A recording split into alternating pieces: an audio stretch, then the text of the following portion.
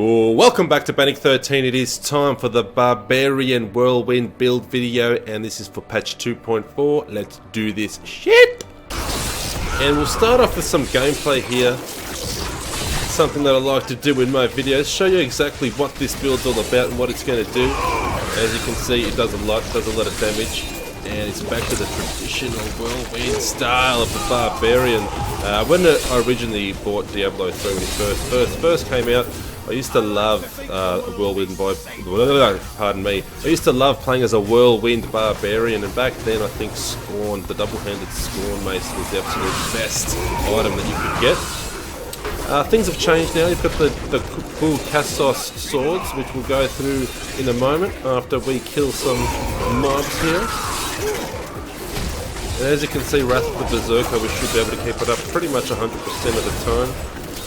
And Whirlwind just demolishes. You guys get the idea. Let's go through this build.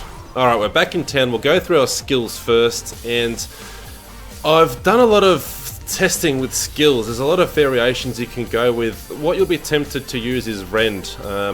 I was really tempted to use Rend, and I tested the hell out of it, but I just could not find a better build variation with Rend without sacrificing one of these shouts. It's the only way you can do it, because you cannot drop Wrath of the Berserker and you cannot drop Ignore Pain. You'll need that for greater rifts, and obviously to be able to take a lot more damage when you're fighting elites and standing around in all types of different types of damage.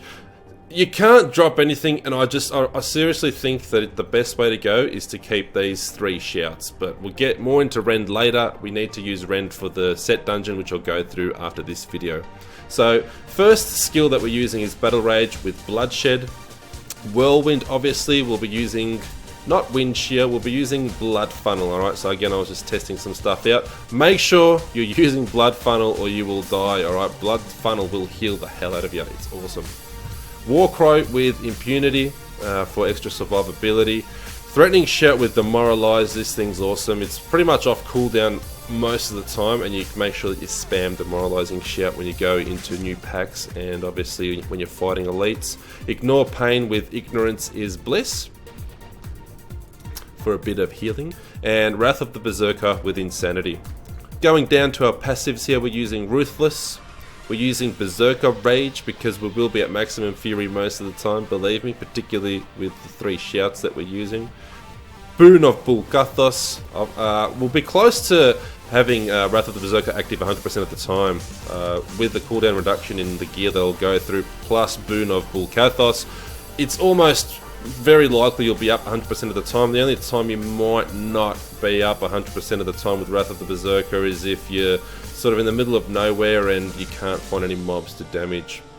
And Rampage, our last passive skill there. Close. Now we'll go through our gear. So important. Gear. Helm of the Wastes. We got Strength. You want crit damage, and you also want Whirlwind damage by 15%. Now I haven't rolled my crit damage yet. I will be replacing that armor with crit damage. Alright, we use the diamond gem to reduce cooldown of all skills by 12.5%, and that's pretty much it. Most important here is make sure you have Whirlwind damage by 15%, definitely strength, and preferably crit damage. Shoulders, you want strength, you want vitality, you want resist all elements. And you definitely want reduce cooldown of all skills, and you want 8% as well. This is so we can pretty much cast Wrath of the Berserker close to 100% of the time. You're not always going to be 100%, but with Blood Funnel on our Whirlwind, we should be able to stay alive long enough to activate it again and then damage the shit out of enemies all around us. Now, Amulet, you preferably want to use a Hellfire Amulet with a really good passive skill that fits into this build. However, I haven't rolled the perfect one. I'm just using Ouroboros. I've made sure that I've got Strength, Vitality, Critical Hit Chance, and Bane of the Stricken as the gem. Now, ideally, we'd also want Critical Hit Damage and even Resist all elements. But we haven't got that there. But I mean, you can experiment with your amulet. Definitely go for a Hellfire Amulet. I highly recommend it, but make sure that you roll a really good one. Now, braces, there aren't really any ideal braces for this build that I've found just yet, so I'm still using my Ancient Path and Defenders. Even though I'm not stunning enemies right now, I just think it's a good roll. You know, I've got critical hit chance, I've got resist all, I've got vitality, I've got strength, so I've just kept them in there. You guys, if you find an ideal bracer for your Whirlwind build, let me know, and make sure that you use it. The chest piece, self-explanatory. We've got strength, we've got vitality, 3 strength gems. The gloves, we've got strength, vitality, critical hit chance, and make sure again we get cooldown reduction on your gloves. It's very important to keep up Wrath of the Berserker. Now, belt, again, I haven't found a really good belt for this build, but this one here has rolled strength, vitality, resist all, and attack speed. So you can't really roll attack speed on belts as far as I'm aware, so I've kept this one, and it also adds in your secondary skills there. You can see that plus 10 maximum fury, a little bit. It's a pretty handy belt as far as I'm concerned. It works well. Again, you guys can experiment, but this is a good roll, so I'm using this for now. We're using Unity now. Definitely, especially if you're doing greater rifts, you're going to want this. You can experiment with focus and restraint. I've opted to go for Unity because I had a bit of survivability issues, and I don't really want to swap out any of my gems here. The gem I'm using in Unity is Pain Enhancer. I wouldn't swap that out for anything that's sort of survivability related. You just lose too much damage. I'd rather swap out focus and restraint and put in Unity to survive rather than sacrificing one of these awesome gems. Unity's got strength, critical hit chance, and obviously increasing damage against elites by 13%. Not just that, but obviously wearing one on my Templar will also reduce a lot of the damage taken. So Unity is definitely handy, but hey, feel free to experiment with focus and restraint if you really want to.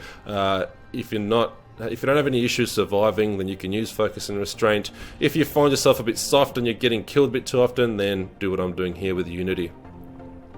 The second ring I'm using is Stone of Jordan, just your basic strength and vitality. You want critical hit chance. Unfortunately, I had to roll a socket, so I haven't got critical hit chance, and obviously increases damage against elites by up to 30%. I got 29% here. Pants, we want strength, vitality, resist all if possible, 2 strength gems as you can see. Boots, we've got strength, vitality, armor, and you definitely want whirlwind damage 15%. Alright, increases whirlwind damage by 15%. You definitely want to make sure your boots have whirlwind damage. And lastly, bul-kathos set items. Now over here I got an ancient in my main hand, which is a pretty shitty weapon. Honestly, this is the first one that dropped from me, so I'm just using it. It does the job, but if I was to push greater rifts or take this build really seriously and try and use this build as an end game kind of achievement build and try and push for greater rifts, I'd certainly be rolling a better bul-kathos main hand and certainly a better bul-kathos offhand. But they do the job. Make sure that we have emerald gems in both of them to increase critical hit damage by 130%. And as you can see, the set bonuses there. Number 1 is increased fury generation by 10. Definitely very handy. We don't want to run out of fury. And during Whirlwind, you gain 30% increased attack speed and movement speed. So quite a good buff in movement speed and in damage there. So make sure that we have them. Oh, and I forgot to mention with Stone of Jordan, I'm using Taeguk gem. So we want to make sure that if we do exit Whirlwind, make sure that at least in what is it, 3 seconds, in less than 3 seconds you just hit Whirlwind. So you can run, just make sure you don't forget to hit Whirlwind so you keep your stacks up, or you can just Whirlwind. Just keep whirlwinding everywhere. As you can see, you barely run out of fury. If you do, just pop a shout and you're back to full fury. So it's that easy. You will not run out of fury with this build, I promise. Now we'll go into our Canized Cube items. These are very important. Your weapon, furnace, there's nothing really for this build that's better. Your armor, you want Hexing Pants of Mr. Yan, so while you're moving, your damage is increased by 25%. So is your resource generation. So this is awesome. This is ideal for Whirlwind. And in the jewelry slot, we've got Obsidian Ring of the Zodiac. Now, this reduces a cooldown of one of your skills, and that'll primarily be your Wrath of the Berserker here. So as we're attacking enemies with Wrath of the Berserker active. Try not to use your shouts because we want to make sure that Wrath of the Berserker is what's being used for that cooldown reduction. Alright, so it shaves off a second every time when we hit with Whirlwind. So definitely very handy there. Keep that in mind when you have it activated. Try not to use shouts too often, or just time it in a way so once you've activated Wrath of the Berserker, get that to tick away first so you can activate it again and then start activating your shouts. It's all about timing, but you'll see what I mean once you give it a go yourselves. Paragon points, we should always go through them, I suppose. Make sure movement speed is up to or capped at 25%. None of my items had movement speed, so I've got it capped here at 25%. Dump everything else into strength. In offense, you want to go to cooldown reduction first. Definitely want to get that cooldown reduction bonus for your Wrath of the Berserker. If you can't keep Wrath of the Berserker up pretty much 100% of the time, then you've just lost a hell of a lot of damage and a hell of a lot of damage reduction. So pump your points into cooldown reduction first, then attack speed, then critical hit chance, and then critical hit damage. Alright, bit different for a whirlwind build. In defense, we want to go resist all, then armor, then life, and then life regen in that order. In utility, we want to go resource cost reduction, area damage, life on hit, and then gold find lastly. So that pretty much covers everything you need to know for this build.